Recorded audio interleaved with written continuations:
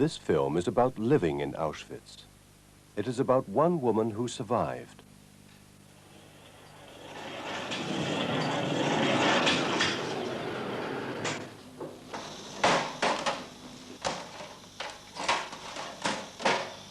Now, I have got to take some pictures of the upper part of your neck. Yeah. I'm sorry, I've got to ask you, have you any dentures?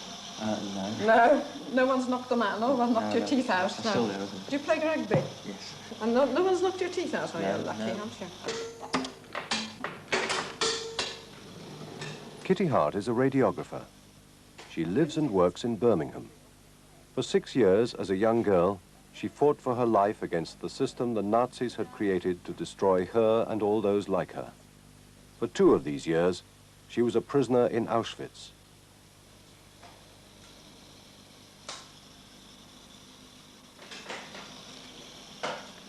See if you haven't moved out of position. No. Very still, not to move now.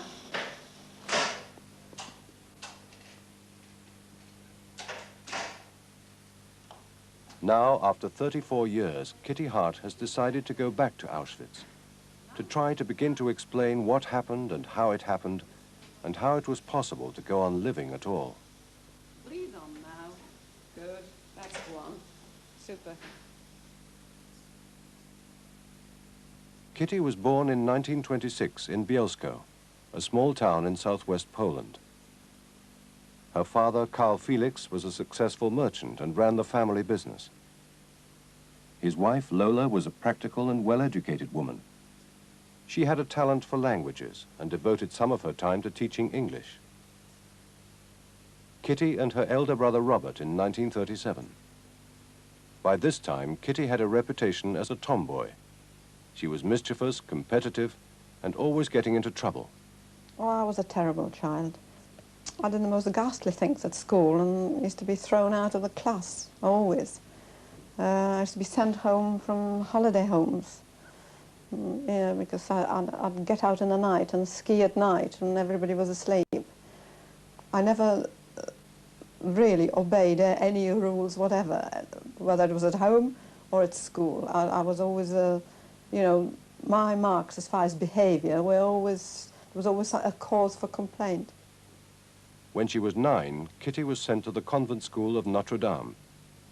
It was an expensive and fashionable school which catered for the daughters of Bielsko's more prosperous citizens.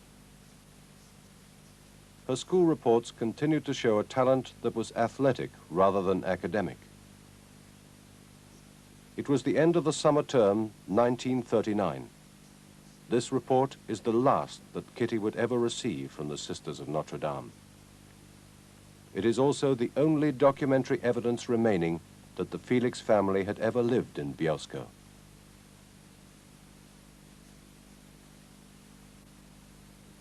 When the Germans invaded Poland in September '39, Bielsko was immediately threatened. The Felix family fled to Lublin. A month later, the victorious Nazi army had caught up with them. I'd never seen Germans before, and I thought they looked absolutely splendid. They had these fantastic uniforms and black boots, and I remember them marching across the city with the sergeant major, you know, waving his baton and conducting a military band, and I was most fascinated. And my father used to run after me and pull me home and not allow me out, and I couldn't understand why. I thought, oh, these marvellous soldiers, why am I not allowed to go and see them? And so I used to sneak out and just watch the parades. The fact that the Germans were out to kill people like me came to me very suddenly.